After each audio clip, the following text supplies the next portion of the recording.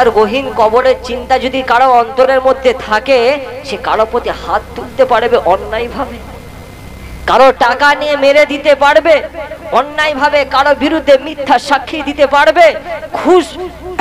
ঘুষ খাওয়া আল্লাহ পাক হারাম করেছেন, সেই ঘুষ খাবে। সুদ খাওয়াকে আমার আল্লাহ হারাম করেছেন, সেই সুদের কারবারের সাথে যুক্ত হবে। এই রকম বেশরিয়তি কাজ ওই মানুষটা কোনোদিন করতে পারবে না যদি তার অন্তরের মধ্যে খোদার ভয় থাকে। কি কথা ঠিক না? আমরা বেমালুম ঘুরছি, 60 বছর হয়ে গেছে, 50 বছর হয়ে গেছে, 40 বছর হয়ে গেছে, আমরা ভাবছি এইভাবেই কেটে যাবে, কিন্তু না, এইভাবে কাটবে না। দুনিয়ার জমিন থেকে বিদায় নিয়ে যাওয়ার পরে তুমি বুঝতে পারবে। হ্যাঁ, কত ক্ষমতাবান ছিল। হ্যাঁ, নমরুদ নিজেকে খোদা দাবি করেছিল। কি গো?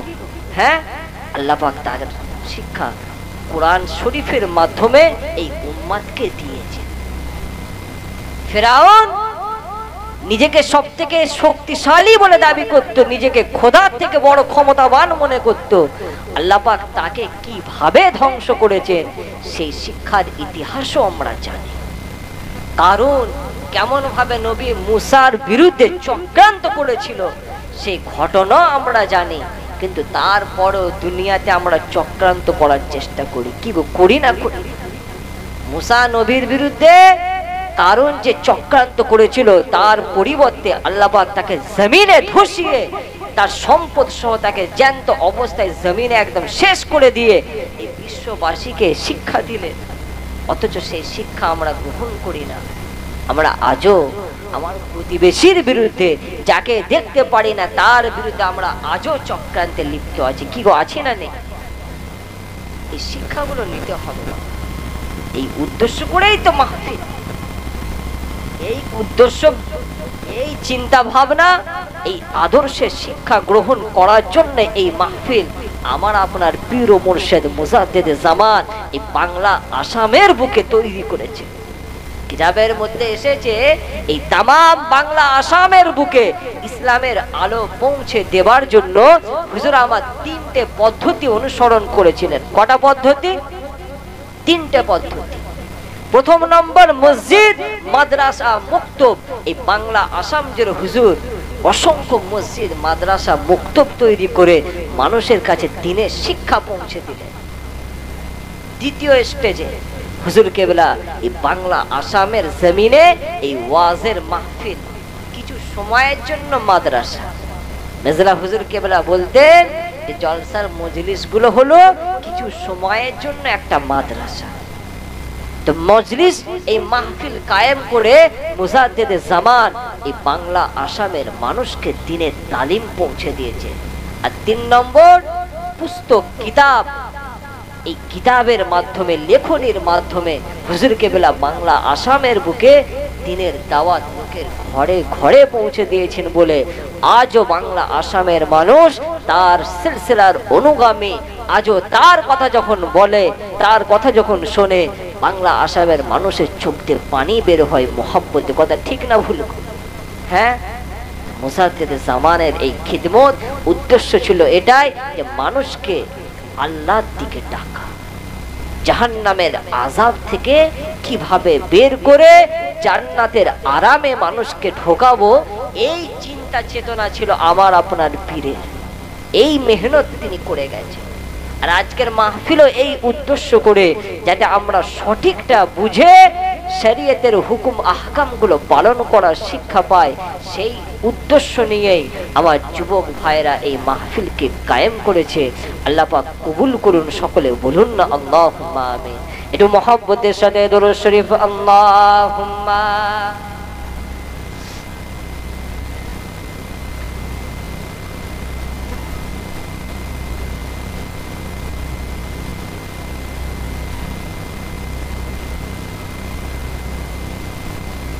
कहते रहे बिलाल ही हर मकाम पर, कहते रहे बिलाल ही हर मकाम पर, कि निकलेगी मेरी जान मोहम्मद के नाम पर। जोरे होबे ना सुबहान। হযরত বেলাল হাবশির প্রতি এত জুলুম হয়েছে, অত্যাচার হবার পরে জবান থেকে বের হয়েছিল আল্লাহ আল্লাহ রসুলের নাম মোবারক। আমরা তো আজকে সামান্য একটু আঘাতে নিজেদের চিন্তা ভাবনা পরিবর্তন করে ফেলি, কি করি?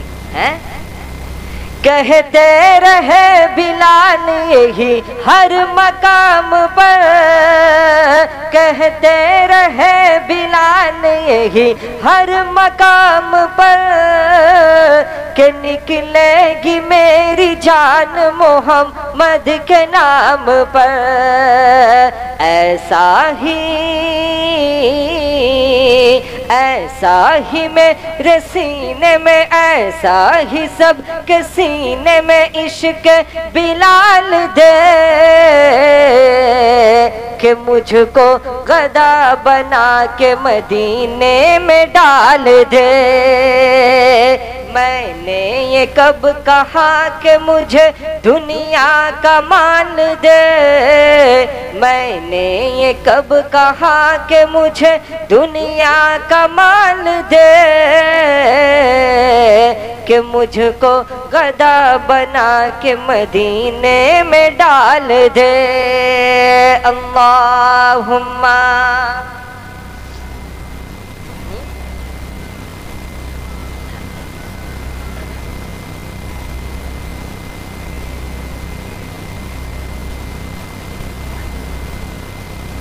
বাবাজান একটু সামনের দিকে একটু আগিয়ে আসুন, একটু মহব্বতের সাথে একটু সামনের দিকে আগিয়ে আসে। আমার পিছনের ভাইরা অনেকে দাঁড়িয়ে আছেন, অনেকের বসার কষ্ট হচ্ছে, একটু সামনের দিকে আগিয়ে আসুন।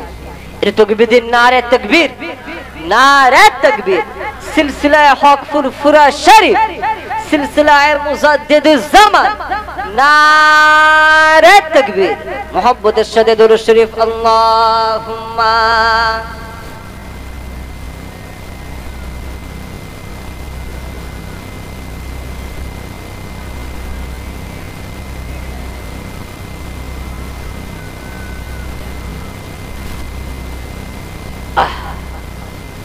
আমাদের সকলকে এই জিনিসটা মাথায় আনতে হবে যে আল্লাহ রসুল বললেন যে যার মধ্যে এই লক্ষণটা তোমরা দেখতে পাবে যে সে প্রত্যেকটা কাজে আল্লাহ আল্লাহ রসুলকে বেশি মহব্বত করে ভালোবাসে, আল্লাহ আল্লাহ রসুলের আদর্শকে যে মানুষটা গুরুত্ব দেয়, বুঝে নেবে তার ঈমানটা আমার আল্লাহর দরবারে কবুল হয়ে গেছে। একটু জোরে বলুন সুবহানাল্লাহ। আমাদের সমাজে এমন অনেক যুবক ছেলে আছে, দেখবেন তাদের অন্তরে আল্লাহ পাক ঈমানের এমন জজবা দান করেছেন যে আল্লাহ আল্লাহ রসুলের কেউ যদি সামান্য পরিমাণ বিরোধিতা করে, ওই যুবক ভাইরা সহ্য করতে পারে না। তাদের অন্তরে সেই মহব্বত, ইশক, ভালোবাসা আমার আল্লাহর পক্ষ থেকে দেওয়া হয়েছে। আল্লাহ পাক বললেন আল্লাহু ইয়াজতাবি ইলাইহি মান ইয়াশা, আমি আল্লাহ যাকে ইচ্ছা করি আমি আল্লাহ তাকে আমার নিজের করে নিয়ে। একটু জোরে বলুন সুবহানাল্লাহ। এটা জজবের মাধ্যমে, ইয়াজতাবি ইলাইহি মান ইয়াশা, একটা জজব, একটা মাধ্যম, একটা বাহানা, এর ওসিলায় আমার সেই বান্দাকে আমি নিজের করে নিয়ে। একটু জোরে বলুন সুবহানাল্লাহ। আল্লাহর ওলি হযরতে জুন্নুন মিসরি রহমতুল্লাহ আলাইহি, এই নাম শুনেছেন? হযরতে জুন্নুন মিসরি রহমতুল্লাহ আলাইহি হুজুর আমার একদিন একটা এলাকায় ঘুরতে গেছে। ঘুরতে গিয়ে দেখছেন সেই এলাকায় এত বেশি বরফ পড়েছে যে জমিনটা পুরো বরফে ঢেকে গেছে, আর জমিনের নিচে যে শস্যগুলো রয়েছে সেখান থেকে কিছু খাবার জন্য আশপাশে সব পাখিরা এসেছে, কিন্তু বরফ থাকার কারণে কেউ খেতে পারছে না। তো হযরতে জুন্নুন মিসরি তিনি লক্ষ্য করে দেখলেন যে একটা খ্রিস্টান পাদ্রী, একজন খ্রিস্টান পাদ্রী, একজন বিধর্মী, সে হাতে কিছু শস্য দানা নিয়ে ওই বরফের উপরে ছড়িয়ে ছড়িয়ে যাচ্ছেন, এমন ভাবে ছড়াচ্ছেন যেন মনে হচ্ছে বরফের উপর কিছু চাষ করছে। জমিনে চাষ করার জন্য যেভাবে ছড়াই না বীজগুলোকে, ওইভাবে উনি শস্যগুলো ছড়িয়ে ছড়িয়ে যাচ্ছেন। জুন্নুন মিসরি তাকে ডেকে বললেন যে আপনি এইরকম কাজ করছেন কেন বোকার মতো? এই বরফের ওপর আপনি যে বীজগুলোকে ছড়িয়ে দিচ্ছেন, এতে কি আপনার মনে হয় চাষ হবে, ফসল হবে? তখন সেই খ্রিস্টান পাদ্রী বলেছিল, হুজুর আমি তো ফসলের উদ্দেশ্য নিয়ে এই বীজগুলোকে ছড়াচ্ছি না, আমি তো বীজ ছড়ানোর উদ্দেশ্য এই বরফের কারণে আশপাশের পাখিগুলো খেতে পাচ্ছে না, শস্য খেতে পাচ্ছে না, তাদের জন্য কিছু দানা আমি ছড়িয়ে দিলাম। জুন্নুন মিসরি বলেন, বাহ, খুব ভালো। চলে গেলেন। অনেকদিন পার হয়ে গেছে। ওনার অভ্যাস ছিল প্রায় প্রতি বছর হজ পাকে যেতে। হজের সময় হজ পাকে গিয়ে আল্লাহর কাবা বাইতুল্লাহ শরীফ তাওয়াফ করছেন। ওই তাওয়াফ করতে করতে উনি দেখতে পেলেন যে সেই খ্রিস্টান পাদ্রী সেও জুন্নুন মিসরির সামনে আল্লাহ পাকের কাবা বাইতুল্লাহ শরীফ জিয়ারত করছে। একটু জোরে বলুন সুবহানাল্লাহ। জুন্নুন মিসরি তাকে দেখে অবাক। কিছুদিন আগে তো আপনাকে দেখলাম, আপনি তো এলাকার একজন নামকরা খ্রিস্টান পাদ্রী ছিলেন, কিন্তু আপনি এখানে, কি ব্যাপার? আপনি আপনার অন্তরটা পরিবর্তন কবে হলেন? কবে আপনি ঈমান আনলেন? আল্লাহর ওলি হযরতে জুন্নুন মিসরি রহমাতুল্লাহ আলাইহি হুজুরকে লক্ষ্য করে ওই খ্রিস্টান পাদ্রী বলেছিল, ও বাবা জুন্নুন, আপনি সেদিন আমাকে লক্ষ্য করে বলেছিলেন যে বরফের ওপর আমি যে বীজগুলো ছড়াচ্ছি, এই বীজ থেকে কোনোদিন ফসল হতে পারে না, এই বীজ থেকে কোনোদিন বৃক্ষ জন্ম নেবে না। ও বাবা জুন্নুন, আপনি লক্ষ্য করে দেখুন সেদিনের সেই বীজের মাধ্যমে আমার আল্লাহ কেমন ফসল দান করেছেন। ও বাবা জুন্নুন, আমি সেদিন ওই শস্য দানাগুলো আল্লাহ সৃষ্টি নিয়ামত, আল্লাহ পাক দুনিয়া জমিনে সকলকে সৃষ্টি করেছেন, তামাম মাখলুকের রিজকের দায়িত্ব আমার আল্লাহ নিয়েছেন। তো তাই আল্লাহ পাকের সৃষ্টি ওই পাখিগুলোকে তাদেরকে কিছু খাবার দেওয়ার জন্য আমি হাত থেকে ওই দানাগুলো জমিনে ছড়িয়ে ছড়িয়ে যাচ্ছিলাম। হুজুর, আমার এই আমলটা, আমার এই কাজটা আমার আল্লাহর এত পছন্দ হয়ে যায়, আল্লাহ পাক আল্লাহ তাআলা ওই কাজের ওসিলায় আমার অন্তরটাকে ইসলামের জন্য খুলে দেন, আমার কলবটাকে হেদায়েতের আলোয় আলোকিত করে দেন। হুজুর, সামান্য সেদিনের ওই কাজের ওসিলায় আল্লাহ পাক আল্লাহ তাআলা আমাকে ঈমানদার হিসাবে কবুল করে নিজের ঘর কাবা বাইতুল্লাহ শরীফের মেহমান বানিয়ে দিয়েছেন। সামান্য সেদিনের সেই কাজ, হ্যাঁ, ওই কাজের ওসিলায় আল্লাহ পাক আমাকে আল্লাহ নিজের ঘরের মেহমান বানিয়েছে। দুনিয়ার জমিনে আল্লাহ পাক সামান্য কিছু বাহানায় আমাকে আপনাকে কবুল করে নেবে। আল্লাহ পাক বলেন, আল্লাহু ইয়াজতাবি ইলাইহি মান ইয়াশা, আমি আল্লাহ যাকে ইচ্ছা করি তার কলবে আমার পক্ষ থেকে একটা জজব দান করি, তাকে আমার পক্ষ থেকে একটা খোদাই জজব, একটা ওসিলা, একটা মাধ্যম, সেই ওসিলায় আমি আল্লাহ আমার সেই বান্দাকে নিজের করে নিয়ে, একটু জোরে বলুন সুবহানাল্লাহ। আল্লাহ রসুলের একজন দুশমন উমায়ের ইবনে ওয়াহাব, কি নাম বললাম? উমায়ের ইবনে ওয়াহাব। এই মানুষটা রসুলুল্লাহর একটা ভয়ঙ্কর দুশমন ছিল। বদরের যুদ্ধ হয়ে গেছে, বদরের যুদ্ধে কুরাইশদের সব বড় বড় নেতাগুলোকে আল্লাহর হুকুমে এই বদরের ময়দানে আল্লাহ রসুলের সাহাবীরা জমিনে পুরো শেষ করে দিয়েছে। কয়েকজন বেঁচে গিয়েছিল, এই তাদের মধ্যে এই উমায়ের ইবনে ওয়াহাব সে একজন ছিল। আল্লাহ পাকের ঘর কাবা বাইতুল্লাহ শরীফের পাশে হাতিমের পাশে ইসমাইলি পাথর, সেই ইসমাইলি পাথরের উপর বসে তার দীর্ঘদিনের বন্ধু সাফওয়ান ইবনে উমাইয়া বলে একটা মানুষ, সেও মক্কার বড় নেতা, তার সাথে আলোচনা করছে, ভাই কি অবস্থা হলো, বদরের যুদ্ধে আমরা হেরে গেলাম, আমাদের বড় বড় লিডারগুলোকে হারিয়ে যেন আমাদের আর বেঁচে থাকতে মন যায় না। কি আলোচনা করছে? উমায়ের ইবনে ওয়াহাব আর সাফওয়ান ইবনে উমাইয়া। এই কথা বলতে বলতে মানুষ দেখবেন গল্প করতে করতে, চায়ের দোকানে হোক বা যে কোনো জায়গায় হোক, গল্প করতে করতে কথা বলতে বলতে হঠাৎ হঠাৎ করে আবেগের বশে অনেক কিছু বলে ফেলে। কি গো, আমাদের অভ্যাস আছে না? বলে, হুজুর আমার তখন বিবেক কাজ করেনি, আবেগ কাজ করছে। হ্যাঁ, বিবেক তখন কাজ করেনি, আমার আবেগ কাজ করছে।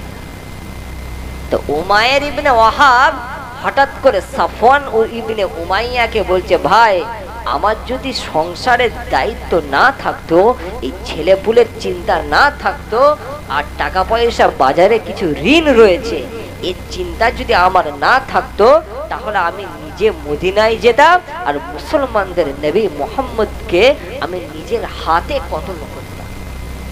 এই কথাটা যখন বলেছে তখন সাফওয়ান ইবনে উমাইয়া কথাটাকে ধরে নিয়েছে, ক্যাচ করে নিয়েই বলছে, ভাই উমায়ের, তোমার সংসারের দায়িত্ব আমি নিলাম, তোমার ছেলে মেয়ের দায়িত্ব আমি নিলাম, তোমার বাজারে যত টাকা ঋণ রয়েছে এই সবের দায়িত্ব আমি নিলাম।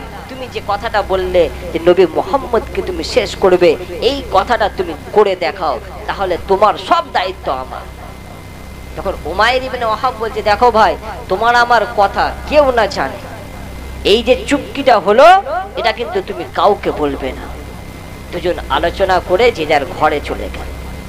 উমাইর ইবনে ওয়াহাব নিজের তলোয়ারটাকে শান দিয়ে একদম বিষ মাখিয়ে উটের ওপর চেপে মদিনার জমিনে গিয়ে হাসে।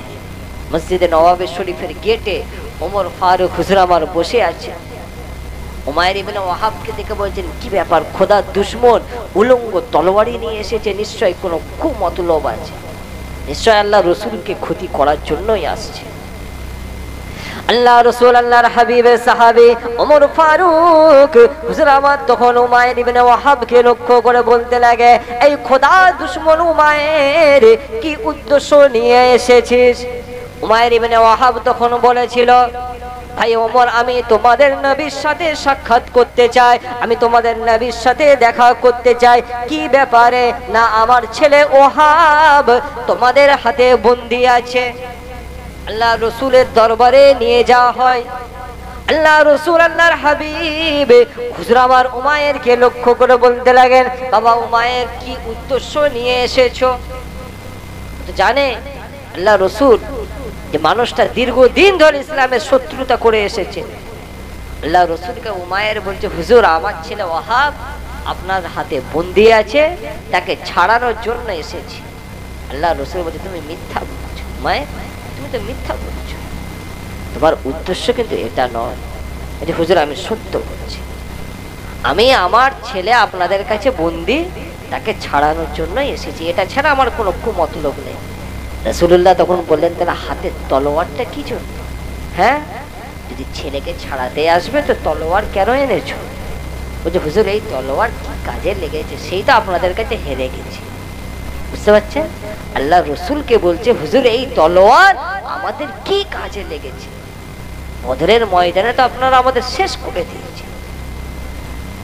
আল্লাহ রসুল আল্লাহর হাবিব হুজুর আমার সেই সময় মক্কার জমিনে উমাইর ইবনে ওয়াহাব যে কথাগুলো আলোচনা করে, বিশ্ব নবী রাহমাতুল লিল আলামিন হুজুর আমার সেই সময় উমাইরকে লক্ষ্য করে বলতে লাগে, না না না উমাইর, তুমি মিথ্যা কথা বলো, তুমি এখানে তোমার ছেলের জন্য আসো নাই, তুমি কাবা শরীফের হাতিমের পাশে ইসমাইলি পাথরের উপর বসে বসে সাফওয়ান ইবনে উমাইয়াকে বলেছিলে যে, ভাই সাফওয়ান, আমার সংসারের চিন্তা যদি না থাকতো, ছেলে মেয়ের চিন্তা যদি না থাকতো, টাকা পয়সার চিন্তা যদি না থাকতো, তাহলে আমি মদিনায় গিয়ে নবী মুহাম্মদকে নিজে হাতে কতল করে দিতাম।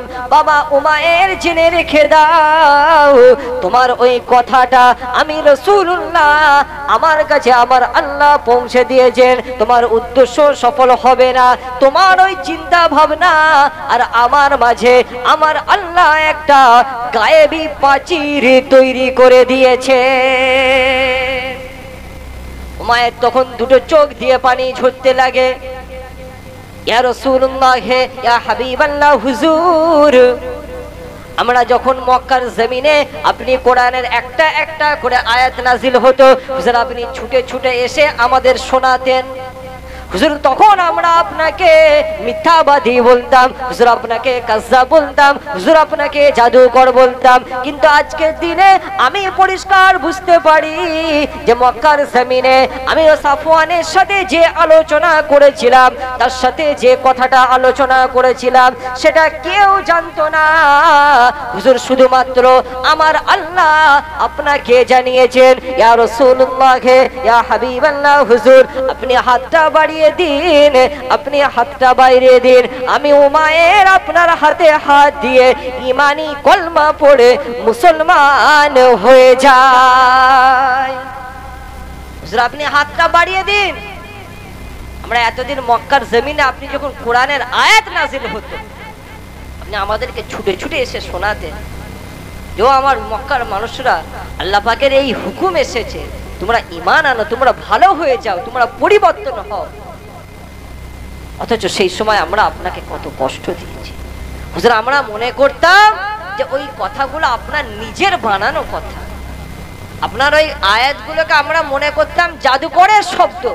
কিন্তু হুজুর আজকের দিনে আমি পরিষ্কার বুঝতে পারছি যে আমার আল্লাহ আপনাকে জানিয়েছেন, নতুবা এই কথা দ্বিতীয় কেউ জানার কথা নয়। তাই আপনি হাতটা বাড়িয়ে দিন, আমি আজকে ঈমানি কলমা পড়ে খালেস নিয়েতে ঈমান এনে মুসলমান হয়ে যায়। একটু জোরে বলুন সুবহানাল্লাহ।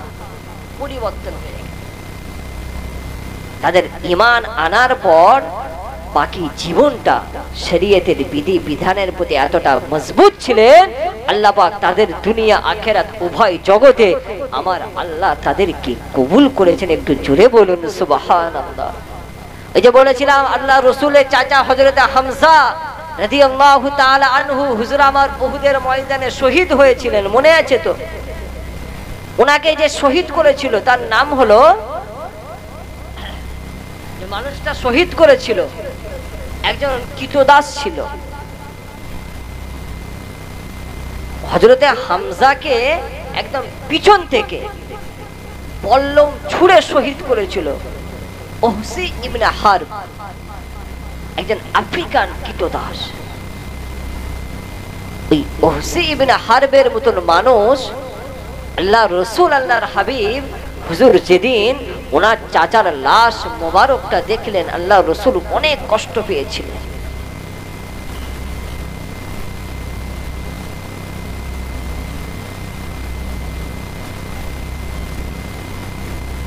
এটা তাকবীর, নারে তাকবীর, নারে তাকবীর। যারা বাইরের দিকে আছেন ভেতরে চলে আসবেন। ওহসি ইবনে হারব ইসলামের একজন বড় দুশমন। আল্লাহ রসুলের চাচা হযরতে হামজা হুজুরকে পিছন থেকে বল্লম ছুঁড়ে শহীদ করেছিল। রাসূলুল্লাহ সেই সময় বলেছিলেন যে হযরতে হামজার পরিবর্তে আমি কুফফারের মুশরিকদের 10 জনকে কতল করব। আল্লাহ পাক কোরআনের আয়াত নাযিল করে দিলেন। আল্লাহ রসুল আল্লাহর হাবিব হুজুর আমার কসমের কাফারা আদায় করলেন। এ বড় লম্বা চওড়া অনেক বড় ঘটনা, বলতে গেলে অনেকটা সময় লাগবে। সংক্ষেপে বলি, আল্লাহ রসুল যেদিন মক্কা বিজয় করলেন সবাইকে ক্ষমা করে দিলেন, তবে কয়েকজনের নাম একটা লিস্ট করে দিলেন যে এদেরকে ক্ষমা করা হবে না। এই কয়েকজনের যে নাম লিস্ট করা হলো তাদের মধ্যে একজন হচ্ছে ওহসি ইবনে হারব। এই ওহসি ইবনে হারব আল্লাহ রসুল মক্কায় প্রবেশ করার পর পালিয়ে যাবার চেষ্টা করলো। রাসূলুল্লাহ সাহাবীরা ধরে আমার রসুলের খেদমতে এনে হাজির করল।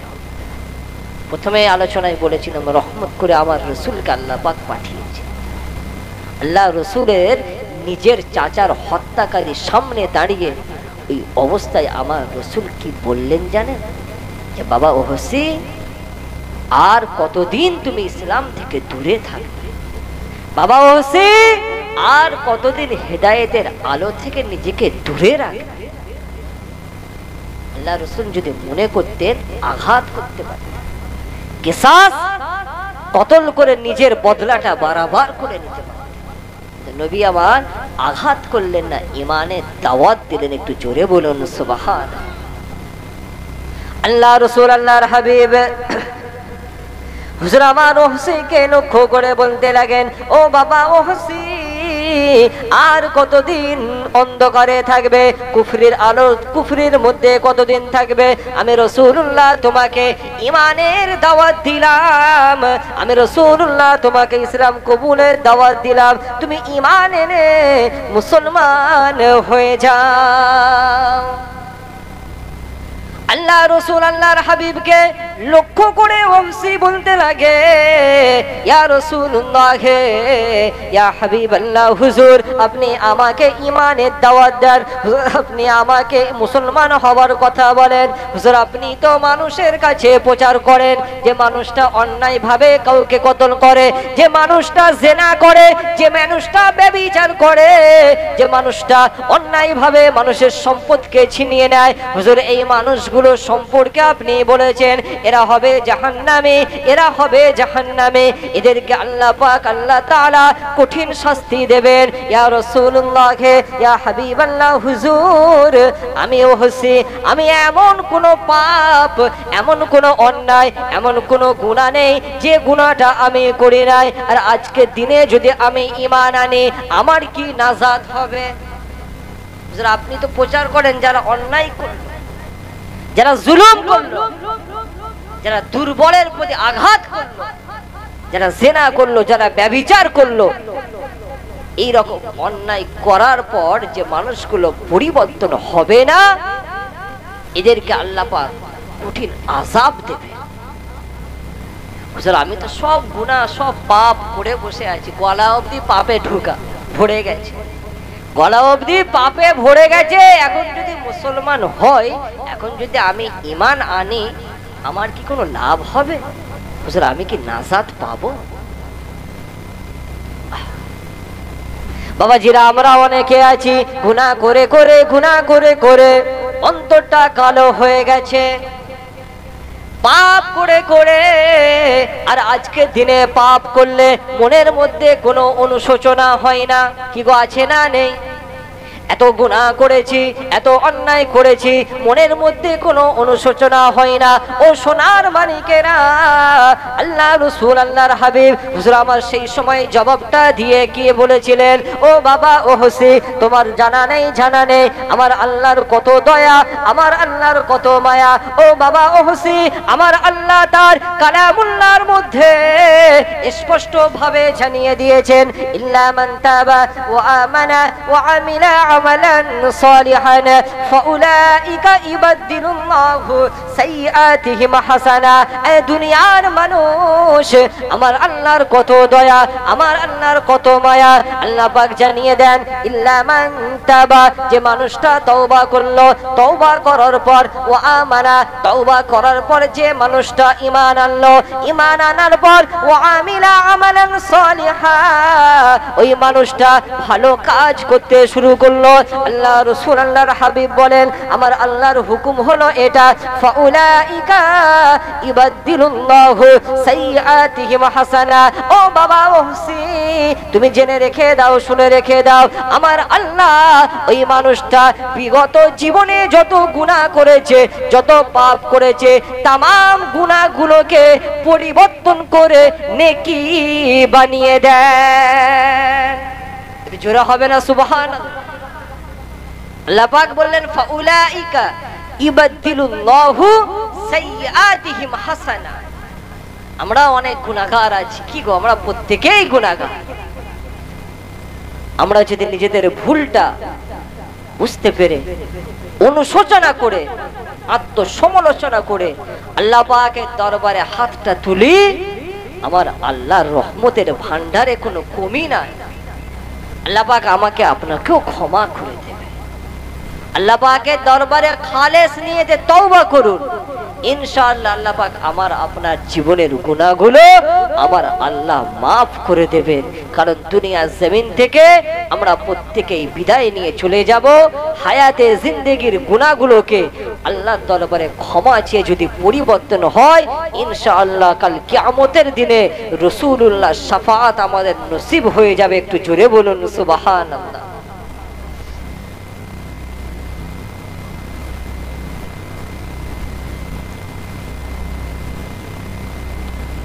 যারা বাইরে আছেন ভেতরে ভেতরে চলে আসুন, না হলে পানি হচ্ছে ওয়েদারটা খারাপ হয়ে যাওয়ার কারণে। আল্লাহ পাকের হুকুম যে হালতে রাখেন আমরা তাতেই সন্তুষ্ট। কি গো, আসুন আমরা প্রত্যেকেই দাঁড়িয়ে আল্লাহ রসুলের মহব্বতের সালামের নাজরানা পেশ করিয়া নবী।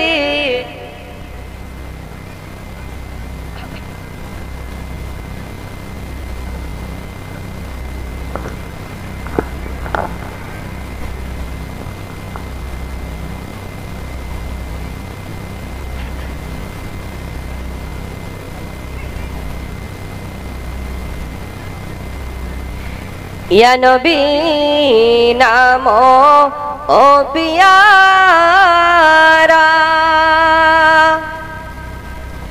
या रसूल नामो ओ प्यारा,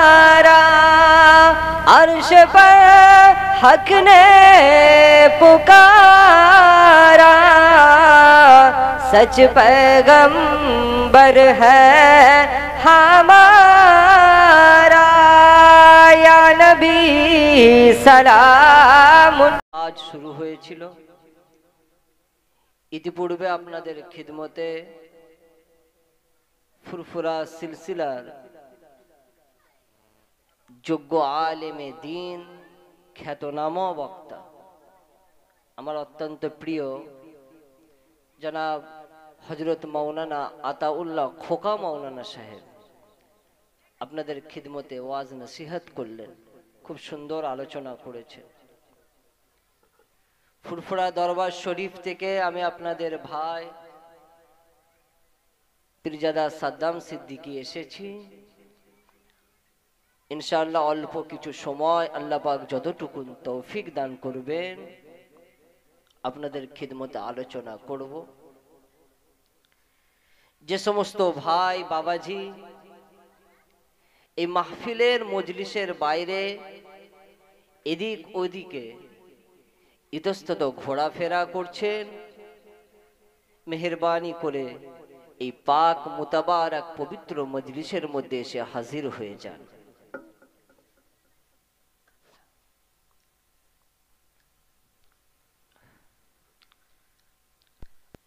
আউযু বিল্লাহি মিনাশ শাইতানির রাজীম।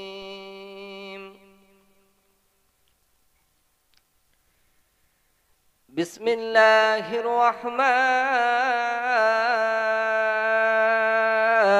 রহিম।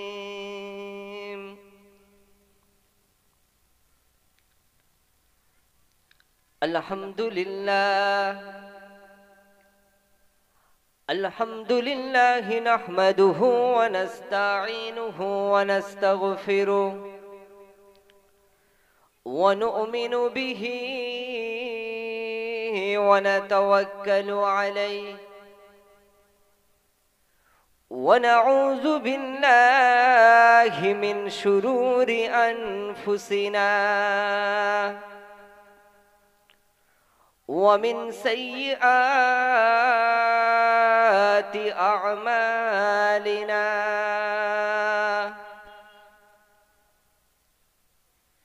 من يهده الله فلا مضل له ومن يضلله فلا هادي له ونشهد أن لا إله إلا الله وحده لا شريك له ونشهد أن سيدنا وسندنا وحبيبنا ومولانا محمدا عبده ورسوله فقد قال الله تعالى في كلامه المجيد والفرقان الحميد وما أرسلناك إلا رحمة للعالمين. وقال الله تعالى في كلامه المجيد والفرقان الحميد: أطيعوا الله وأطيعوا الرسول ولا تنازعوا فتفشلوا وتذهب ريحكم واصبروا إن الله مع الصابرين. وقال الله تعالى في شان حبيبه مخبرا وآمرا: إن الله وملائكته يصلون على النبي يا أيها الذين آمنوا صلوا عليه وسلموا تسليما. اللهم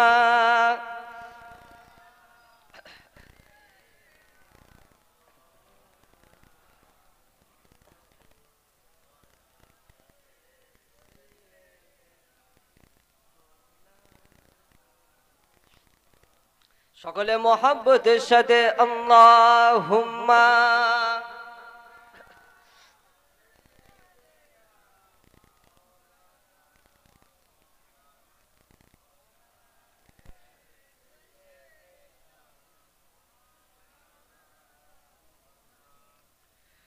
तुझे रब ने क्या बनाया, तुझे रब ने क्या बनाया, मक्का मदीने वाले।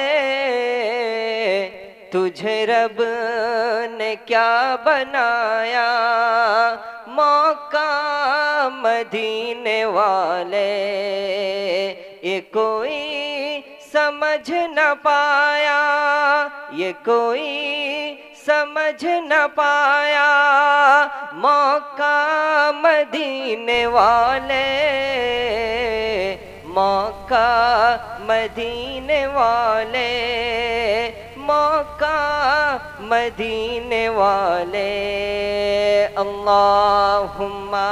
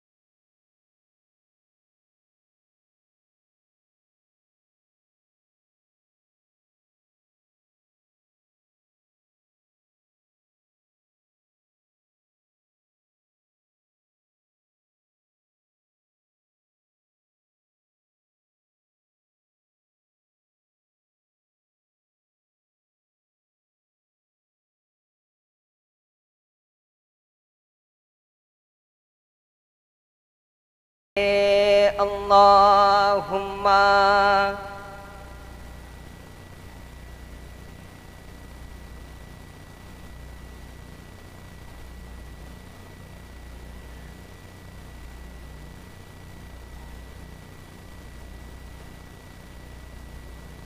সমস্ত প্রশংসা সেই মহান রব্বুল আলামিন আল্লাহ পাক আল্লাহ তাআলার জন্য, যিনি আমাকে এবং আপনাদের সকলকে এই পাক পবিত্র মুতাবারাক এই মজলিসে হাজির হবার তৌফিক দান করেছেন। আল্লাহ পাকের দরবারে শুকরিয়া আদায় করার জন্য আমরা সকলে বলি আলহামদুলিল্লাহ। একটু মহব্বতের সাথে বলি আলহামদুলিল্লাহ। আজকে কত মানুষ, এমনও কত মানুষ রয়েছে যাদের শরীরটা এত অসুস্থ, হসপিটালের বেডে রয়েছে। কি গো, আছে না? কত মানুষ এমন রয়েছে যে নিজের বাড়ির কাছের লোক অসুস্থ, তাদেরকে নিয়ে হসপিটালে এদিক ওদিক দৌড়াদৌড়ি করছে। আল্লাহ পাক বড় ইহসান করে আমাকে আপনাকে সুস্থ হালতে এই জান্নাতের বাগানে যে বসার সুযোগ দান করেছে, আমাকে আপনাকে যে এই জায়গায় পৌঁছে দিয়েছেন, এটা আমার আপনার বড় খুশনসিবি। আল্লাহ পাকের দরবারে আরো একবার মহব্বতের সাথে বলি আলহামদুলিল্লাহ। বান্দা যত রবের প্রশংসা করে, আল্লাহ দরবারে সেই বান্দার মর্যাদা ততটা বেশি বেড়ে যায়। একটু জোরে বলুন সুবহানাল্লাহ। আমরা মনে করি, অনেকে ভাবে যে হুজুররা টাইম পাস করার জন্য হয়তো সুবহানাল্লাহ আলহামদুলিল্লাহ বলে। খবরদার, এরকম চিন্তা চেতনা মাথায় আনে। দুনিয়া জমিনে বান্দা যত রবের গুণগান প্রশংসা করে, আল্লাহ রসুল বলছেন বান্দা ওই আলহামদুলিল্লাহ বলার ওসিলায় আমার আল্লাহ খুশি হয়ে ওই বান্দার নামে জান্নাতে একটা গাছ তৈরি করেন। ওই বান্দা একবার করে আল্লাহর প্রশংসা করলো, আলহামদুলিল্লাহ বললো, একবার সুবহানাল্লাহ বললো, আল্লাহ পাক জান্নাতে একটা একটা করে গাছ সেই বান্দার নামে তৈরি করে। যদি এই আমলটা আল্লাহর দরবারে পছন্দ হয়, এর ওসিলায় আমি আপনি জান্নাতি হয়ে যাব। একটু জোরে বলুন। সেই পবিত্র জায়গায় বসেছি, কোরআনের কথা, রাসূলুল্লাহর হাদিসের কথা শোনার জন্য। ইতিপূর্বে আপনারা শুনেছেন, এলাকায় আমি প্রথমবার এসেছি আপনাদের খিদমত। আপনারা জানেন যে একটু সমস্যার কারণে ভাই আসতে পারেনি। আল্লাহ পাক নিয়ে এসেছেন খিদমতে, কিছু কথা ইনশাআল্লাহ বলবো। প্রত্যেকটা বিষয় মনে রাখবেন যে মাহফিলে আলোচনা, বক্তা, শ্রোতা উভয়ের যদি নিয়ত এটাই থাকে যে পরিবর্তন হব, নিজেকে শুধরে নেব, তো মাহফিলের বলা প্রতিটা কথা, যে কথাটা বললাম আর যে কথাটা আপনারা শুনলেন, প্রত্যেকটা কথাই আমার আপনার জন্য নাজাতের ওসিলা হয়ে যাবে। একটু জোরে বলুন সুবহানাল্লাহ। তো আলোচনার শুরুতেই পবিত্র কালামুল্লাহ শরীফ থেকে দুইটি আয়াত পাক তেলাওয়াত করেছি। মিলাদুন নবী জলসা, আল্লাহ রসুলের মহব্বতে ভালোবাসায় আমরা বসেছি। কি গো বাবাজি, এই ঠান্ডা, আজকে আবার অনেকে বলছে ওয়েদার খারাপ হওয়ার সম্ভাবনা রয়েছে। কিছুক্ষণ পূর্বে ফুরফুরা শরীফ থেকে ফোন আসলো যে আমাদের এলাকায় একটু ঝোড়ো হাওয়া শুরু হয়েছে। তো এরকম ঠান্ডার পরিবেশেও এই যে আপনারা বসে আছেন, এই কোরআন হাদিসের মহব্বতে, আল্লাহ আল্লাহ রসুলের মহব্বতেই তো নাকি। হ্যাঁ, ওয়াজ নসিহত তো মোবাইল খুললেই শুনতে পারবেন। আমার থেকে অনেক বড় বড় বক্তার ওয়াজ ঘরে শুয়ে শুয়ে আপনারা শুনতে পারতেন। কি গো, পারতেন না?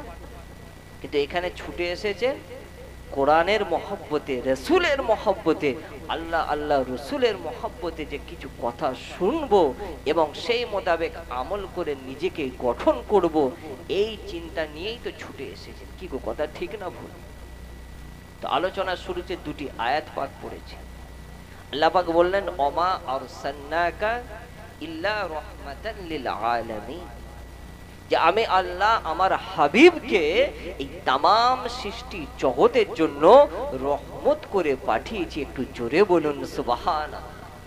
আর একটু মহব্বতের সাথে হবে না সুবহানাল্লাহ? তামাম সৃষ্টি জাহানের জন্য আল্লাহ পাক তার হাবিবকে রহমত করে পাঠান। কেমন রহমতের নবী! হ্যাঁ, আল্লাহ রসুল মসজিদে নবাবী শরীফে যখন বসে কথা বলতেন, প্রত্যেকটা সাহাবীর মনে হতো যেন রাসূলুল্লাহ আমাকেই কথাটা বলছে। সবার দিকে সমান নজর। একদিন আল্লাহ রসুল দেখছেন হযরতে জাবের ইবনে আব্দুল্লাহ রাদিয়াল্লাহু তাআলা আনহু মনটা খারাপ করে বসে আছে। এই ঘটনা উহুদের যুদ্ধের কিছুদিন পর। যে উহুদের যুদ্ধে ইসলামের ইতিহাসের একটা ভয়ঙ্কর যুদ্ধ হয়েছিল উহুদের ময়দানে। আল্লাহ রসুলের নিজের চাচা হযরতে হামজা রাদিয়াল্লাহু তাআলা আনহুকে ওই লড়াইয়ের ময়দানে শহীদ করা হয়েছিল। লাশ মুবারকটাকে বিকৃত করে দেওয়া হয়েছিল, দেখার মতো অবস্থা ছিল।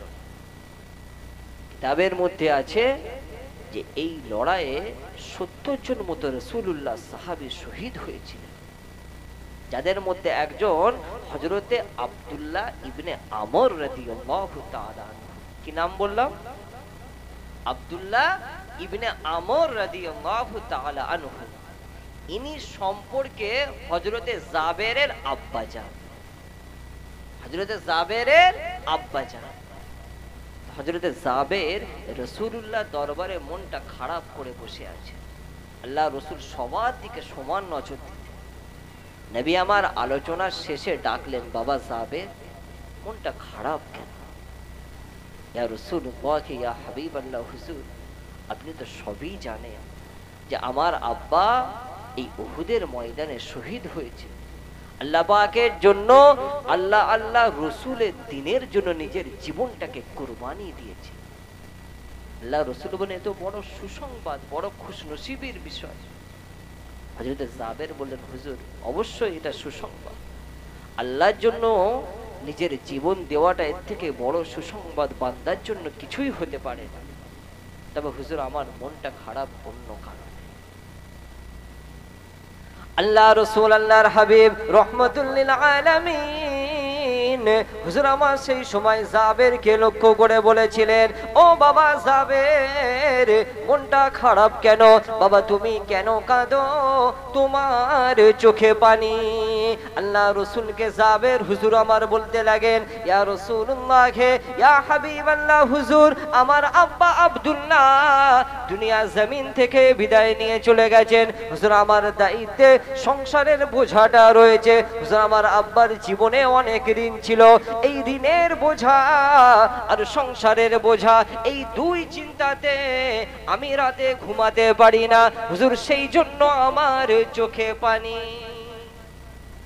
আব্বা ইন্তেকাল হয়ে গেছে, আমার বয়স কম, সংসারের দায়িত্ব, আবার আমার আব্বাজানের অনেক ঋণ ছিল, সেই ঋণের দায়িত্ব আমার কাঁধে। এই দুটো চিন্তায় হুজুর আমার চোখে ঘুম আসে না, কিভাবে কি করব কিছুই ভেবে পাচ্ছি না। হঠাৎ করে মাথা থেকে বাপের ছায়াটা সরে গেলে না, সন্তানের জন্য দুনিয়াটা অন্ধকার হয়ে যায়। দাঁত থাকতে মানুষ দাঁতের মর্ম বোঝে না। অনেক ছেলে মেয়ে আছে যাদের বাপ মা হায়াতে বেঁচে আছে, তাদেরকে হায়াতে জিন্দেগিতে অবহেলা করে, গুরুত্ব দেয় না। যদি কিছু বলে লক্ষ্য, তুমি বয়স হয়েছে এইসব মাথা মারো কেন, এত কেন কথা বলো? মুরব্বীদের এইভাবে বলে, আছে না নেই? হ্যাঁ, আল্লাহ পাক বললেন, খবরদার, ওয়াকাদা রাব্বুকা আল্লা তা'বুদু ইল্লা ইয়্যা ওয়া বিল ওয়ালিদাইনি ইহসানা। আমি আল্লাহ তোমাদের হুকুম দিলাম, আদেশ দিলাম, তোমরা আমার ইবাদত করো, আমার বান্দাগি করো, আর খবরদার তোমাদের পিতামাতার সাথে উত্তম আচরণ করবে, কোনো অবস্থায় তাদের সাথে অসৎ আচরণ করবে না। আল্লাহর কোরআন থেকে যে হুকুমটা দেওয়া হয়েছে, সেই হুকুমের যদি অবহেলা করি কি অবস্থা হবে ভাবতে পারছেন? জাবের ইবনে আব্দুল্লাহ বলতে, হুজুর আমার আব্বা চলে গেছেন, দায়িত্বে, সংসারের দায়িত্ব আমি আর পেরে উঠতে পারছি না, সেই জন্য আমার চিন্তা। আল্লাহ রাসূল, আল্লাহর হাবিব রাহমাতুল লিল আলামিন হুজুর আমার সেই সময় জাবের আব্দুল্লাহকে লক্ষ্য করে বলেছিলেন, ও বাবা জাবের, তোমার আব্বা কি কোনো নসিহত করে গেছে? ও বাবা জাবের, তোমার আব্বা কি তোমাকে কোনো নসিহত করে গেছে? হযরতে জাবের ইবনে আব্দুল্লাহ বলতে লাগে, ইয়া রাসূলুল্লাহ, ইয়া হাবিবাল্লাহ, হুজুর এই উহুদের ময়দানে লড়াইয়ে যাবার আগে আমার আব্বা আমাকে বলেছিল, ও বাবা জাবের, যদি আমি শহীদ হয়ে যাই, যদি আমার কিছু হয়ে যায়, তাহলে আমি তোমাকে ওসিয়ত করে গেলাম, তোমার ছোট্ট বোনটাকে তুমি একটু দেখবে, তার খেয়ালটা রাখবে, তার দায়িত্বটা তোমাকে দিলাম, আর আমার সংসারের জন্য দায়িত্ব তোমাকে দিলাম। আমার টাকা পয়সা ঋণ রয়েছে, ওই ঋণটাকে শোধ করার জন্য বাগানের খুরমা বিক্রি করে দেবে, ওই বিক্রি করা টাকায় ঋণগুলোকে শোধ করে দেবে। আল্লাহ রসুল বললেন তাহলে তো চিন্তা কিসে, বাগানে খুরমা আছে বিক্রি করে দাও, পাওনাদারদের ঋণ শোধ করে দাও। জাবের ইবনে আব্দুল্লাহ বলছে হুজুর বাগানে তো খুরমা আছে আব্বা বলে গেছে, কিন্তু বাগানে গিয়ে দেখলাম ওই খুরমার পরিমাণটা খুবই কম, অথচ পাওনাদার বেশি। তো আমি ভেবে পাচ্ছি না যে কিভাবে এতজনের পাওনা মেটাবো আবার সংসার চালাবো। আল্লাহ রসুল বললেন বাবা জাবের যাও, তুমি সেখানে গিয়ে ওই বাগানে যত খুরমা আছে খুরমাগুলো পেড়ে একটা ঝোলার মধ্যে নিয়ে আমি রসুল আমার দরবারে এসো, আর যত পাওনাদার আছে তাদেরকেও সাথে করে নিয়ে এসো। একটু জুড়ে বলুন সুবহানাল্লাহ। আল্লাহ রসুলের হুকুম পেয়ে জাবের ইবনে আব্দুল্লাহ হুজুর আমার নিজের বাগানে ছুটে চলে গেলেন। সেখানে গিয়ে যত খুরমা ছিল পারলেন সামান্য পরিমাণ, খুব বেশি নয়, ব্যাগটা ভর্তি হয়নি, সামান্য কিছুটা অংশ ব্যাগের পূরণ হয়েছে। ওই অবস্থায় আল্লাহ রসুলের দরবারে হাজির হলেন। শুনছেন, আল্লাহ রসুলের কাছে যখন নিয়ে এসেছেন মনটা খারাপ যে এই পরিমাণ খুরমা আর এত টাকা ঋণ কিভাবে আমার শোধ হবে। আল্লাহ রসুল আল্লাহর হাবিব বাপমরা মা মরা নবী এতিমেসির নবী রহমাতুল লিল আলামিন হুজুর আমার জাবের ইবনে আব্দুল্লাহকে লক্ষ্য করে বলেছিলেন, ও বাবা জাবের, তোমার আব্বার ওই বাগানের খেজুরগুলো যে ব্যাগের মধ্যে নিয়ে এসেছো ওই ব্যাগটা একটু আমার হাতে দাও। আল্লাহ রসুল আল্লাহর হাবিব হুজুর আমার ব্যাগটা হাতে নেবার পর বিসমিল্লাহ বলে ব্যাগে ফু দিয়ে জাবেরকে লক্ষ্য করে বলেন, বাবা জাবের, ব্যাগটা আমার হাতে রইল, এই ব্যাগ থেকে তুমি খুরমা বের করে করে একজন একজন পাওনাদারকে দিতে লাগো। হযরতে জাবের একজন একজন পাওনাদারকে ডাকেন, তার যতটা পাওনা সেই পরিমাণ খুরমা ওজন করে দেন। এইভাবে দিতে দিতে সমস্ত পাওনাদারের দেনাটা শোধ হয়ে যায়। জাবের ইবনে আব্দুল্লাহ অবাক হয়ে যান, এখনো কি আর খেজুর রয়েছে?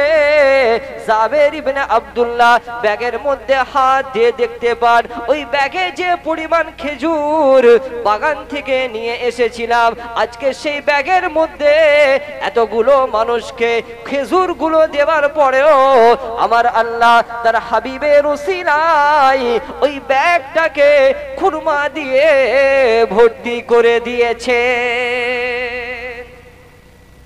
জাবের ইবনে আব্দুল্লাহ অবাক হয়ে গেছে যে সামান্য পরিমাণ খেজুর আনলাম, আল্লাহ রসুলের বরকতে রহমতের নবীর ওসিলায়। জাবেরের চুকতে পানি, হুজুর সবার দেনা মিটে গেছে। আল্লাহ রসুল বলছে এবার সন্তুষ্ট, এই যে পরিমাণ খেজুর আছে তোমার আর তোমার বোনের জন্য কি যথেষ্ট হবে? জাবের বলেছেন হুজুর এটাই আমার জন্য যথেষ্ট। রহমতের নবী, সে নবীর আদর্শ আজকে আমাদের মধ্যে কোথায়? আল্লাহ পাক বললেন লাকাদ কানা লাকুম ফি রাসূলিল্লাহি উসওয়াতুন হাসানা, যে তোমাদের জন্য আমার রাসূলের জীবনের মধ্যে রয়েছে একটা উত্তম আদর্শ, একটা মডেল। তোমরা যদি গ্রহণ করে নাও, মা আতাকুমুর রাসূলু ফাখুযু ওয়া মা নাহাকুম আনহু ফান্তাহু, রাসূল যেটা বলে সেটাকে তোমরা মেনে নাও, সেটাকে তোমরা গ্রহণ করো, রাসূল যেটা নিষেধ করে সেটাকে তোমরা বর্জন করো। তোমাদের দুনিয়া আখিরাত উভয় জগতে আমার আল্লাহ তোমাদের কবুল করে নেবে। একটু জোরে বলুন সুবহানাল্লাহ। সেই রাসূলের মহব্বতে একটু দরুদ শরীফ আল্লাহুম্মা।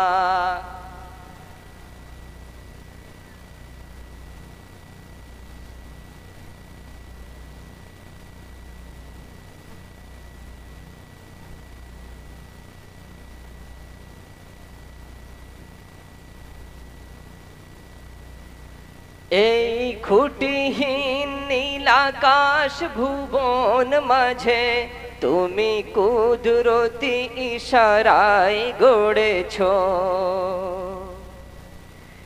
এই খুঁটিহীন নীল আকাশ ভুবন মাঝে তুমি কুদরতি ইশারায় রেখেছো, এই শ্যামল পৃথিবীর চিত্রখানি তুমি নিপুণ তোমার হাতে এঁকেছো ওগো আল্লাহ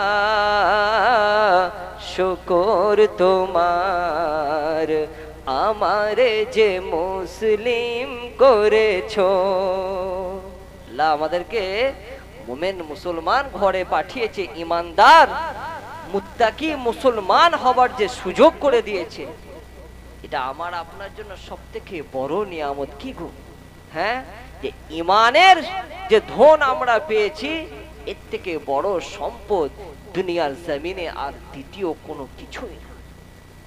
আল্লাহ রসুল আল্লাহর হাবিব হুজুর আমার যখন মক্কার জমিনে মানুষদের মাঝে দিন প্রচার শুরু করলেন, রাসূলুল্লাহ ডাকে যে সময় মানুষগুলো সাড়া দিতে আরম্ভ করলো, ইসলামের প্রাথমিক অবস্থায় তাদেরকে ঈমান আনার জন্য কত জুলুম, কত অত্যাচার মনে আছে তো ইতিহাস। কি গো, ওয়াজ নসিহতে কত শুনেছেন আপনারা, কিতাবের হাওয়ালায় কিতাব থেকে কত ঘটনা আপনারা জানেন যে আল্লাহ রসুলের হাতে হাত রাখার কারণে রাসূলুল্লাহ সাহাবীদের প্রতি এত কঠিন কঠিন অত্যাচার করা হয়েছে, ভাবতে পারেন। আল্লাহ রসুলের একজন সাহাবী হযরতে খুবাইব ইবনে আদি রাদিয়াল্লাহু তাআলা আনহু, মক্কার একটা মাঠ ছিল, এই আপনাদের একটা মাঠ সামনে, একটা মাঠ দিয়ে রাস্তায় ঢুকলাম, যেখানে একটা মাঠ ছিল না, কিছুদিন আগে ভাইজান প্রোগ্রাম করলে, এক একটা এলাকায় এক একটা বড় মাঠ থাকে। মক্কার জমিনে একটা মাঠ ছিল, যে মাঠের নাম হচ্ছে তানঈম। ওই তানঈমের খোলা মাঠে একদিন হঠাৎ হাজার হাজার মানুষকে দাওয়াত দিয়ে ডাকা হলো। উদ্দেশ্য কি? আল্লাহ রসুলের একজন পাগলকে ধরে আনা হয়েছে। হযরতে খুবাইব ইবনে আদি রাদিয়াল্লাহু তাআলা আনহু নিয়ে আসার পর তাকে সবার সামনে শুলিতে বেঁধে রেখেছে। ওই অবস্থায় জ্যান্ত মানুষটাকে শরীরের একটা একটা করে অঙ্গ পতঙ্গ তার কাটা হচ্ছে। ওই অবস্থায় তাকে জিজ্ঞাসা করা হচ্ছে যে খুবাইব, এই যে তোমাকে সাজা দিচ্ছি, তোমাকে যে কষ্ট দিচ্ছি, তোমার পরিবর্তে তোমার নবীকে যদি এই কষ্ট দিতাম আর তোমাকে ছেড়ে দিতাম, তুমি কি রাজি হতে? এই অবস্থায় মানুষটাকে যখন একদম শুলিতে শূন্যে বেঁধে রেখে জ্যান্ত মানুষটা বেঁচে আছে, ওই হালতে শরীর থেকে একটা একটা করে অঙ্গ কাটছে, কি নিদারুণ কষ্ট ভাবুন তো। হ্যাঁ, ভাবলেন আমাদের নিজেদের অন্তরাত্মাটা শুকিয়ে যাবে, যে জ্যান্ত মানুষ তার অঙ্গ পতঙ্গ একটা একটা করে কাটছে। সেই অবস্থায় জিজ্ঞাসা করছে যে তোমার পরিবর্তে তোমার নবীকে শাস্তি দেব, খুবাইব তুমি কি সেটাকে মেনে নেবে?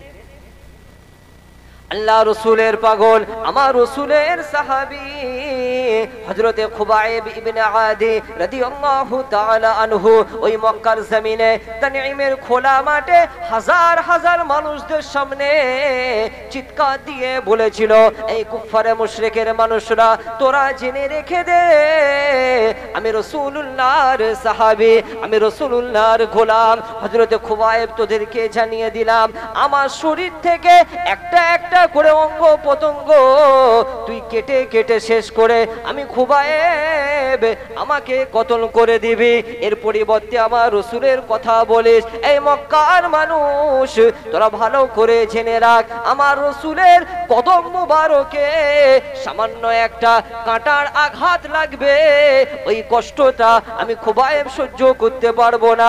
ওই কাঁটার আঘাতের পরিবর্তে আমি আমার শুধু নয়, আমার আব্বা, আমার মা, আমার পরিবার, আমার সকলের জীবনটা কুরবান হয়ে যাবে, কিন্তু এরপরেও মুস্তাফার পায়ে সামান্য কাটার আঘাত মেনে নেব না। আমার শুধু শরীরে আঘাত তো দূরের কথা, অঙ্গ পতঙ্গ কেটে নেওয়া তো দূরের কথা, রাসূলুল্লাহর কদম মুবারকে একটা কাঁটা লাগবে, তার পরিবর্তে বরং আমি, আমার পরিবার সব কুরবান হয়ে যাক, তাও কষ্ট নয়। কিন্তু রসুলের সামান্য কষ্ট মোমেন মুসলমান কোনোদিন সহ্য করতে পারে না। আর যার অন্তরে এই রকম মহব্বত রয়েছে, আমার আল্লাহ বলেন আমি আল্লাহ আমার দরবারে সেই মানুষটা প্রকৃত ইমানদার হিসাবে কবুল হয়। একটু জোরে বলুন সুবহানাল্লাহ। অত সহজ শুধু ইমানের দাবি করলেই হবে না, ইমানের শুধু দাবি করলে হবে না, বাস্তবে করে দেখাতে হবে। সবাই মহব্বতের দাবি করে কিন্তু বাস্তবে প্রমাণ দিতে পারে না। এই ভাঙড়ের জমিনে এসেছি, এরা যেমন মহব্বতের দাবি করে তেমন বাস্তবে সেই মহব্বতের প্রকাশ ঘটিয়ে দেখা। আল্লাহ পাক কবুল করুন, সকলে বলুন না আমিন। যে কথাটা বলছিলাম, হযরত খুবাইব ইবনে আদি হুজুরকে এত কষ্ট দিচ্ছে, এরপরও কিন্তু ইমানের জায়গা থেকে সরে যায়। আল্লাহ পাক তাদের অন্তরে বলছে ইমান লিখে দিয়েছে। لا تجد قوما يؤمنون بالله واليوم الآخر أن يعادون من حاد الله ورسوله ولو كانوا آباءهم أو أبناءهم أو إخوانهم أو عشيرتهم أولئك كتب في قلوبهم الإيمان।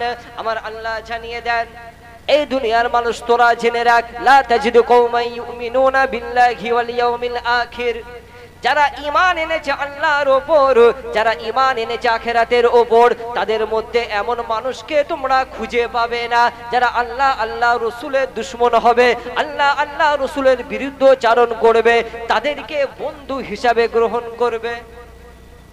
এমন মানুষ আল্লাহ পাক বলেন খুঁজে পাওয়া যাবে না। কাদের মধ্যে?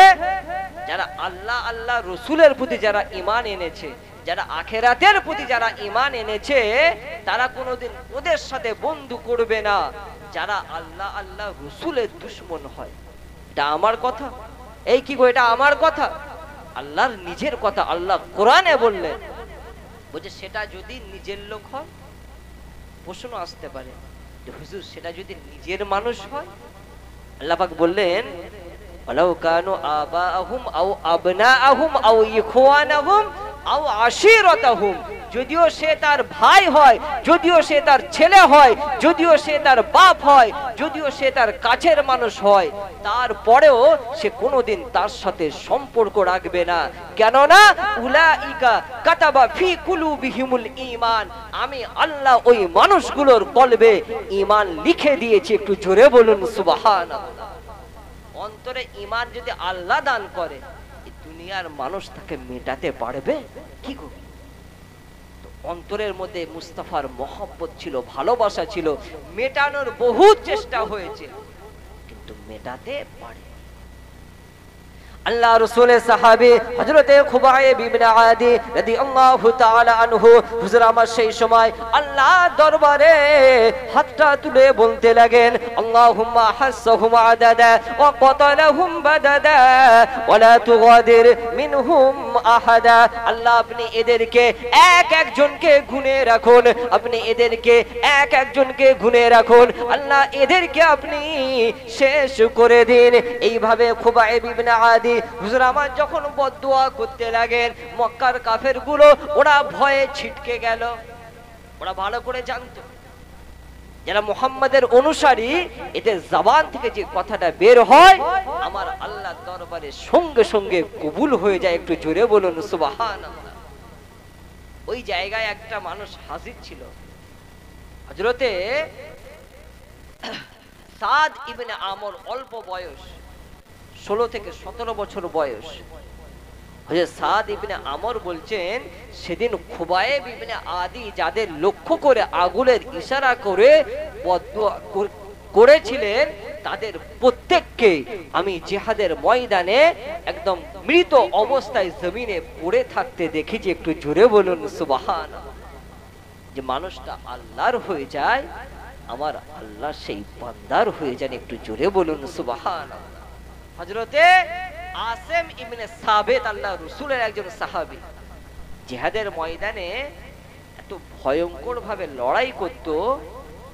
হুজুর একটা হলুদ রঙের পাগড়ি পরতেন, হযরতে আসিম ইবনে সাবিত যখন হলুদ রঙের ওই পাগড়ি পরে লড়াইয়ের ময়দানে ঢুকে পড়তেন, তখন দুশমনদের সৈন্যরা ওই পাগড়ির রং দেখে দৌড়ে পালাতো। এতটা ওনার খৌফ ছিল, এতটা ভয় ছিল মানুষের মাঝে।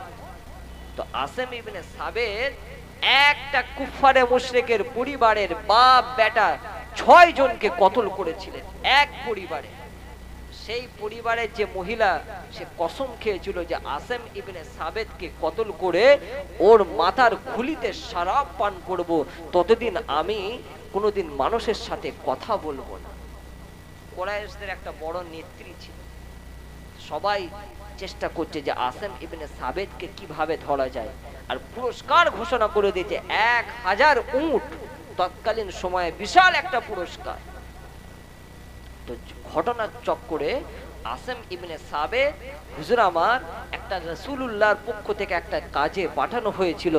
তো সেই সময় কিছু মানুষ তার উপর আক্রমণ করে, হুজুর লড়াই করলেন, কিছু বিশাল পরিমাণ মানুষ, হুজুর আমার পেরে উঠতে পারলেন না, শহীদ হয়ে যাবেন।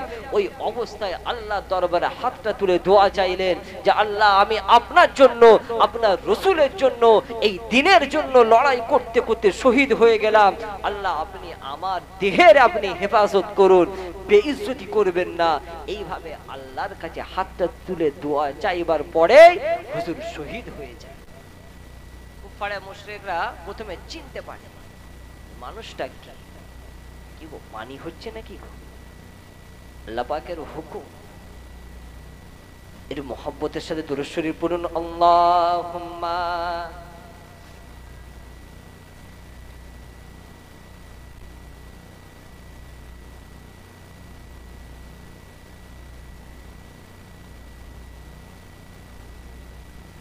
এই কচিরা আমার সাথে সাথে প্রত্যেকেই তোমরা পড়ো, হাবিবি ইয়া রাসূলুল্লাহ, হাবিবি ইয়া রাসূলুল্লাহ, হাবিবি।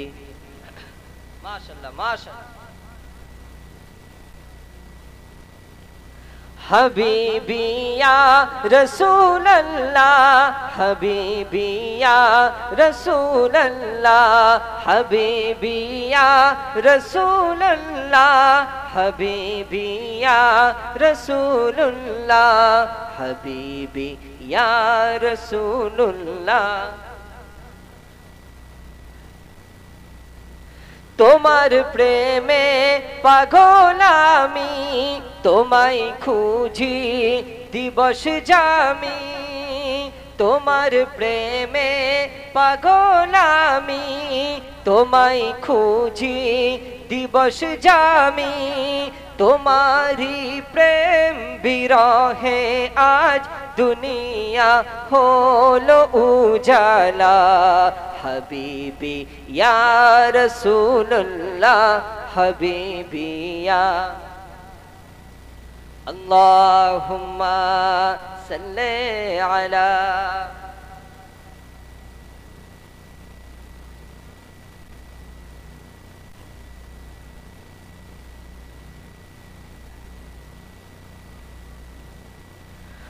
আরো বেরোই মরুর বুকে, ফোটানে ফুল শাখে শাখে, আরো বেরোই মরুর বুকে, ফোটানে ফুল শাখে শাখে, সে ফুলের সৌরভেতে আজ দুনিয়া হলো উজালা, সে ফুলের সৌরভেতে আজ দুনিয়া হলো উজালা, হাবিবি ইয়া রাসূলুল্লাহ, হাবিবি ইয়া রাসূলুল্লাহ, হাবিবি ইয়া রাসূলুল্লাহ, হাবিবি ইয়া রাসূলুল্লাহ।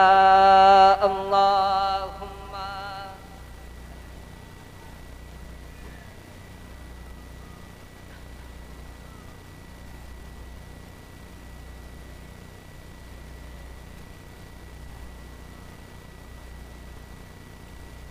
আল্লাহ রসুলের সাহাবী হযরতে আসিম ইবনে সাবিত হুজুরকে যে মানুষগুলো কতল করেছিল, হুযাইল গোত্রের যে মানুষ, ওরা আসিম ইবনে সাবিতকে চেনে না। কতল করার পর যখন মুখটা দেখে চিনতে পারে, তখন খবরটা পৌঁছে যায় কুফারে মুশরিকদের কাছে। মুখটা দেখেই চিনতে পেরে গেছে যে এই তো সেই মানুষ যার মাথার এত দাম, 1000 উট পুরস্কার দেবে বলেছে। কুফারে মুশরিকদের কাছে খবর পাঠিয়ে দেওয়ার সাথে সাথে ওরা তখন পুরস্কারের টাকা বেশি করে দিয়ে পাঠিয়েছে, বলেছে দেখো গিয়ে কোনো দরদাম করবে না, যা চাইবে দেবে, কিন্তু আসিম ইবনে সাবিতের মাথাটা কিন্তু নিয়ে আসতে হবে। কুফারে মুশরিকরা টাকা পয়সা সোনা দানা নিয়ে ওই জায়গায় এসে হাজির, যেখানে হযরত আসিম ইবনে সাবিত হুজুর আমার শহীদ হয়ে গেছে। তাদেরকে লক্ষ্য করে হুযাইলি দুশমনগুলো যারা দস্যু ছিল, ওরা বলল আপনারা একটু অপেক্ষা করুন, আমরা তার মাথাটা কেটে আপনাদের হাতে তুলে দিচ্ছি। আল্লাহ রাসূলের সাহাবী আসিম ইবনে সাবিত হুজুর আমার ইন্তেকালের পূর্বে আল্লাহ দরবারে হাতটা তুলে দোয়া চেয়েছিলেন, রব্বুল আলামিন আল্লাহ আপনার দ্বীনের জন্য, শরীয়তের জন্য, ইসলামের জন্য লড়াই করে শহীদ হচ্ছে, আল্লাহ আপনি আমার শরীরের হেফাজত করুন, আল্লাহ আপনি আমার লাশের হেফাজত করবেন। আল্লাহ দরবারে দোয়াটা কবুল হয়ে যায়।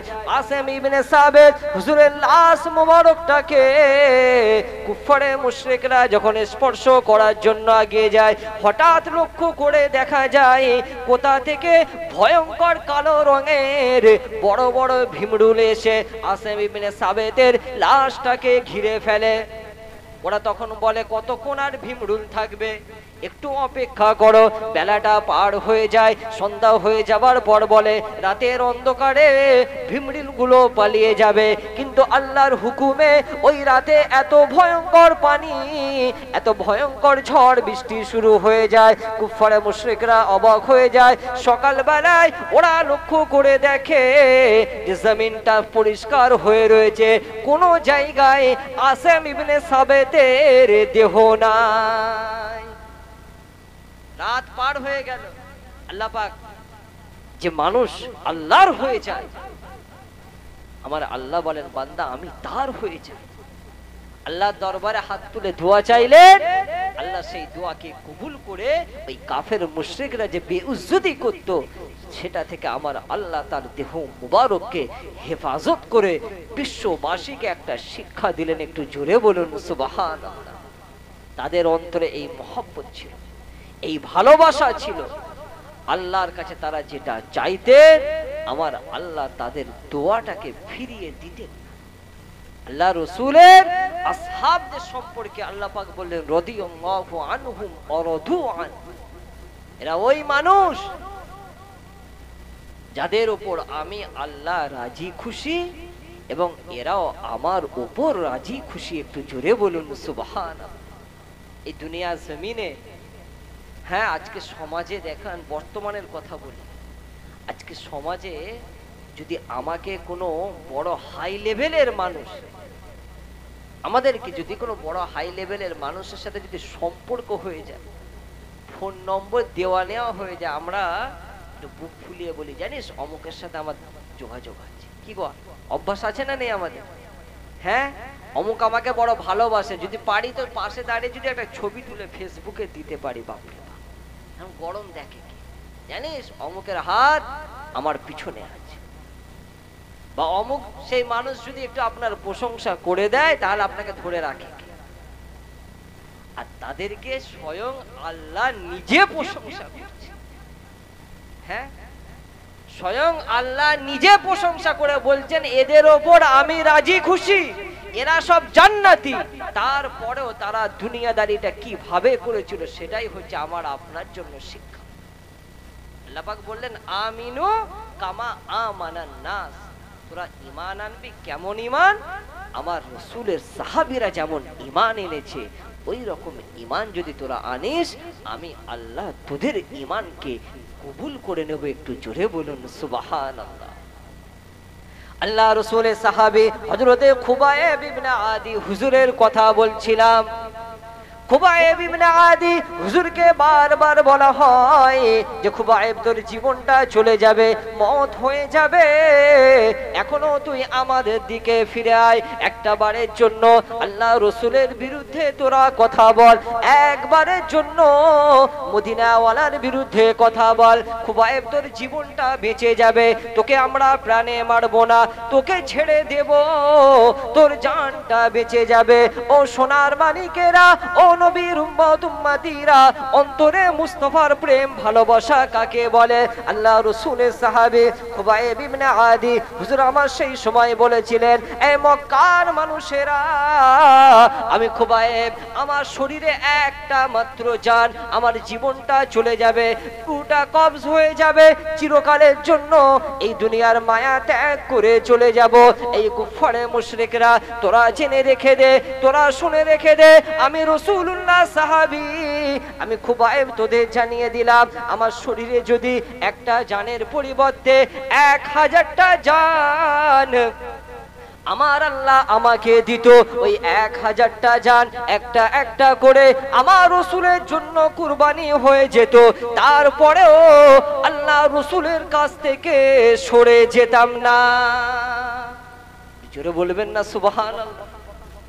খুবাইব ইবনে আদি বলছেন, শরীরে তো একটা মাত্র জান, মওত হয়ে যাবে, সব শেষ, আমার একটা জান আল্লাহ পাকের হুকুম হলে কবজ হয়ে যাবে, এই দুনিয়া থেকে আমি বিদায় নিয়ে চলে যাব আল্লাহ আল্লাহ রসুলের জন্য। এই একটা জানের জায়গায় যদি আল্লাহ পাক আমাকে 1000টা জান দিত, কটা জান গো? 1000টা যদি আমার আল্লাহ আমাকে জান দিত, আর একটা একটা করে ওই 1000টা জান যদি রাসূলুল্লাহর জন্য কুরবানি হতো, তারপরেও মুস্তাফার বিরুদ্ধে একটা কথা আমার জবান থেকে বের হতো না। একটু জোরে বলুন সুবহানাল্লাহ। তাদের ঈমানের মজবুতিটা এই রকম ছিল। আল্লাহ রাসূল একদিন সাহাবীদের লক্ষ্য করে বলছেন, বাবা সাহাবীরা, আমি রাসূলুল্লাহ তোমাদের জানিয়ে দিলাম যে দুনিয়া জমিনে 3 শ্রেণীর মানুষ, তারা ঈমানের প্রকৃত মজা আল্লাহ পাক তাদেরকে দান করেছে। ঈমানের মজা সবাই পায় না। দেখবেন ওয়াজ নসিহত শোনার মজা সবাই পায়, সবাই পায় না। কেউ একটু হাস্য চটুল কথাবার্তা পছন্দ করে, কেউ এর কথা ওর কথা এসব পছন্দ করে, আবার কেউ কোরআন হাদিসের আলোচনা, রাসূলুল্লাহর জীবনের আলোচনা পছন্দ করে। তো আল্লাহ রসুল বললেন, ঈমানের মজা যে মানুষগুলো পাবে তাদের কিছু বৈশিষ্ট্য রয়েছে। কি বৈশিষ্ট্য? সালাসাতুন মান কুন্না ফীহি ওয়াজাদা হালাওয়াতাল ঈমান।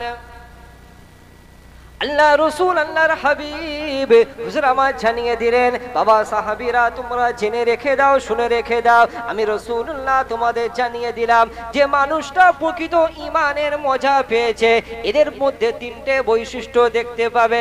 আল্লাহ রসুল সাহাবীদের লক্ষ্য করে বলেন, ও বাবা সাহাবীরা, আমি রাসূলুল্লাহ তোমাদেরকে জানিয়ে দিলাম, প্রথম নম্বর বৈশিষ্ট্য, প্রথম নম্বর গুণাগুণ, ওই মানুষটার মধ্যে যেটা দেখতে পাবে,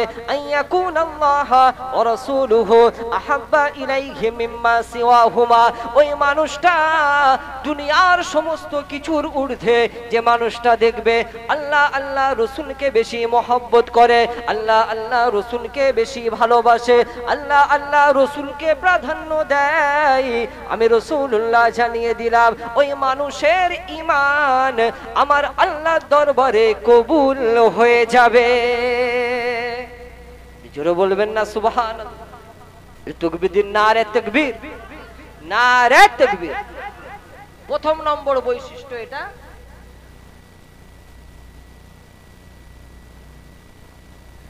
আইয়াকুন আল্লাহ ওয়া রাসূলুহু আহাব্বা ইলাইহি মিম্মা সিওয়াহুমা, যে সব ক্ষেত্রে আল্লাহ আল্লাহ রসুলকে প্রাধান্য দেবে, আল্লাহ আল্লাহ রসুলকে ভালোবাসবে। এই বৈশিষ্ট্য, এই গুণ যদি কোনো মানুষের মধ্যে দেখতে পাও, তবে বুঝে নেবে ওই মানুষটার ইমানের প্রকৃত মজা আমার আল্লাহ তাকে দান করেছে। একটু জোরে বলুন সুবহানাল্লাহ। এটা যখন ঘটবে দেখবে বিয়ে বাড়ি হচ্ছে, এ আমাদের বিয়ে বাড়ি হয় না? অনেক ক্ষেত্রে বিয়ে বাড়ি উপলক্ষ করে কত রকম যে শরীয়ত বিরোধী কাজ হয় বলে বোঝানো যাবে না। কি গো, হয় না? হয় বিয়ে শাদীর অনুষ্ঠান, এটা বিবাহ অনুষ্ঠান, আল্লাহ রসুলের সুন্নাত, কিন্তু এই কাজটা করতে গিয়ে আমাদের সমাজে লক্ষ্য করা যায় যে কত রকম বেশরিয়াতি কাজ হয়ে যাচ্ছে। পর্দার হুকুম, যেটা ফরজ, যে পর্দা তোমাদের করতেই হবে, তোমরা বেপর্দার সাথে উলঙ্গপনা হয়ে ঘোরাফেরা করবে, এটা তো ইসলাম কোনোভাবেই আপনাকে অনুমতি দেয় না। তো বিয়ে বাড়ির অনুষ্ঠানে দেখা যায় পর্দারও হুকুমের অমান্য করা হয়, এর সাথে সাথে আরো নানা রকম গান বাজনা, লাফালাফি, তারপর ওই পণ্যে দেওয়া নেওয়া ব্যাপার, এটা সব রয়েছে। আজকে যে মানুষটা ইমানের প্রকৃত মজা পাবে সে কি করবে জানে? এই বিয়ে বাড়ির অনুষ্ঠানে রাসূলুল্লাহর সুন্নাতের আদর্শের খেলাফ যতগুলো কাজ হয় এই প্রথমে সেগুলো বন্ধ করবে। আল্লাহ আল্লাহ রসুলের হুকুম বিরোধী যতগুলো কাজ হবে সে প্রথমেই তার বিরোধিতা করবে, খবরদার এই কাজটা করবে না, এটা হচ্ছে আল্লাহ আল্লাহ রসুলের হুকুমের বিরোধী। এই কাজে আল্লাহ আল্লাহ রসুল কোনোদিন খুশি হবে না। তার চেষ্টা, চেতনা, উদ্দেশ্য সব সময় এটাই থাকবে যে কোন কাজে আমার আল্লাহ খুশি হবে, কোন কাজে আমার রসুল খুশি হবে। দুনিয়া জিন্দেগিতে আমি আপনি আজকে হায়াতে বেঁচে আছি, মনে মনে ভাবছি সময়টা এইভাবেই কেটে যাবে, কিন্তু এইভাবে কাটবে না। আমাকে আপনাকে একদিন না একদিন তো ফিরে যেতেই হবে, কি গো? হ্যাঁ, দুনিয়া জমিনে, এই পৃথিবীর জমিনটাকে আল্লাহ পাক বললেন যে বাল তুসিরুনাল হায়াতাদ দুনিয়া, যে তোমরা তো দুনিয়ার জন্য পাগল হয়ে আছো, দুনিয়া দুনিয়া করে মত্ত হয়ে আছো। তবে বান্দা তোরা মনে রাখবি ওয়াল আখিরাতু খায়রুন ওয়া আবকা, এই আখিরাতটাই হচ্ছে উত্তম, আর আখিরাতটাই চিরস্থায়ী। দুনিয়া তো কদিনের, ক্ষণস্থায়ী, 60 বছর 70 বছর হয়ে যাবে, আল্লাহর ডাক এসে যাবে, আমি আপনি চলে যাব। কিন্তু আমার আল্লাহ বললেন বান্দা এই হায়াতে জিন্দেগিতে ওই শরীয়তের হুকুম বিরোধী কাজ, এই পৃথিবীর জমিনে অহংকার করে, নিজের ক্ষমতা রয়েছে, আজকে অহংকার করে তুই যে অন্যায়টা করবি, কাল কবরে যখন যাবি সেদিন কিন্তু তোর পাশে কেউ থাকবে না। ওই অন্ধকার গহীন কবরে নেক আমল ছাড়া তোর কেউ সঙ্গী হবে না। সেই দিনের কথা ভেবে বান্দা যদি দুনিয়াদারি করিস, কোনোদিন অন্য মানুষের প্রতি জুলুম করতে পারবি না। কি পারবে? হ্যাঁ,